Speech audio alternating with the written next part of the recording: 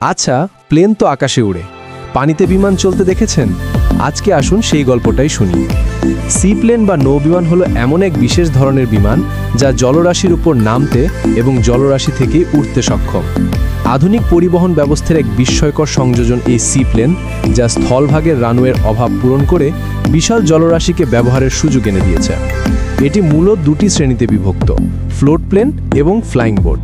Float প্লেনের প্রধান কাঠামোটি স্বাভাবিক বিমানের মতোই থাকে, তবে নিচে দুটি বা তার বেশি ভাসমান কাঠামো বা ফ্লোট যুক্ত করা হয়, যা এটিকে জলের ওপর ভেসে থাকতে সাহায্য করে।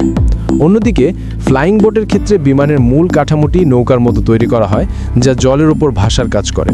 সাধারণত ফ্লাইং বোটগুলো ফ্লোট প্লেনগুলোর চেয়ে আকারে অনেক বড় এবং বেশি যাত্রী বা পণ্য বহন করতে পারে। সি প্লেন বা নৌবিমানের ইতিহাস বেশ পুরনো। এর প্রথম সফল উড্ডয়ন হয়েছিল বিংশ শতাব্দীর শুরুতে। প্রথম বিশ্বযুদ্ধ এবং দ্বিতীয় বিশ্বযুদ্ধের সময় নৌ পর্যবেক্ষণ, উদ্ধার কার্য এবং সৈন্য ও সামরিক সরঞ্জাম পরিবহনে এর গুরুত্ব অনস্বীকার্য ছিল।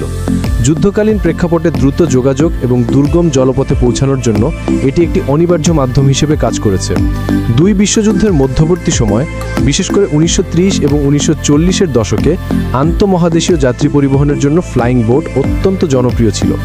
তখন স্থলভাগের বিমানবন্দরগুলোর সীমিত সংখ্যা এবং উড্ডয়ন দূরত্বের কারণে আটলান্টিক ও প্রশান্ত মহাসাগর পাড়ি দেওয়ার জন্য বিশাল ফ্লাইং বোটগুলোই প্রধান ভরসা ছিল। দ্বিতীয় বিশ্বযুদ্ধের পর যখন জেট ইঞ্জিন প্রযুক্তির উন্নতি ঘটে এবং স্থলভাগের বিমানবন্দরগুলোর সংখ্যা এবং আকার বৃদ্ধি পায়, তখন সি প্লেনের গুরুত্ব কিছুটা কমে আসে। তবে এর কার্যকারিতা সম্পূর্ণরূপে বিলুপ্ত হয়নি। বর্তমানে দুর্গম বা প্রত্যন্ত অঞ্চলে যেখানে বিমানবন্দর নির্মাণ সম্ভব নয়, যেমন হ্রদ, নদী বা উপকূলীয় দ্বীপপুঞ্জে, সেখানে